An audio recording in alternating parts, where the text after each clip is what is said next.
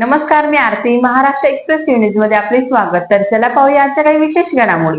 वसईतील डोंगरपाडा परिसरातील वसई विरार शहर महानगरपालिका रुग्णालयात महिला पत्रकार वैष्णवी राऊत यांच्याची सुरक्षा रक्षक महिलेनी धक्काबुक्की व गैरवर्तन केल्याची घटना समोर आली आहे. दुपारी अचानक रक्तदाब कमी झाल्यामुळे वैष्णवी राऊत उपचारासाठी या रुग्णालयात गेल्या होत्या. त्यानंतर तिथे असलेल्या सुरक्षा रक्षक महिलेसोबत त्यांची बाचाबाच झाली व तिच्याकडून धक्काबुक्की करण्यात आल्याचा आरोप आहे. घटनेनंतर वैष्णवी राऊत यांना पुढील उपचारासाठी बोरीज येथील रुग्णालयात दाखल करण्यात आले असून त्यांची प्रकृती स्थिर आहे. माहिती मिळताच स्थानिक नेत्यांनी व प्रशासकीय अधिकाऱ्यांनी रुग्णालयात जाऊन त्यांची भेट घेतली.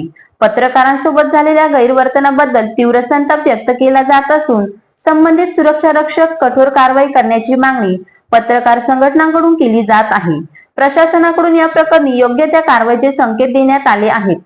डोंगरपाड्याचे UPSC मध्ये गेले आयुष्मान आरोग्य केंद्रात, की म्हणजे दुपारचा वेळ होता, दुसरं कुठले प्रायव्हेट जे काही पण डॉक्टर्स नव्हते म्हणून मी तिकडे गेले. तर तिकडे गेल्यानंतर त्या तिकडच्या सुरक्षा रक्षकाने, म्हणजे ती पूजा मिश्रा म्हणून तिचं नाव आहे, सो ती चढला.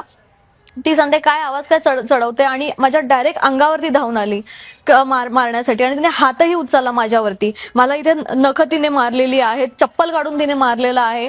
त्याच्यामुळे मला आणि त्याच्यामध्ये आणखीन माझी तब्येत खालावली. त्याच्यानंतर मग सर्व तिकडचे डॉक्टर वगैरे आले आणि तिला नंतर त्यांनी आवरलं आणि मग कुठे तेव्हा ती शांत झाली.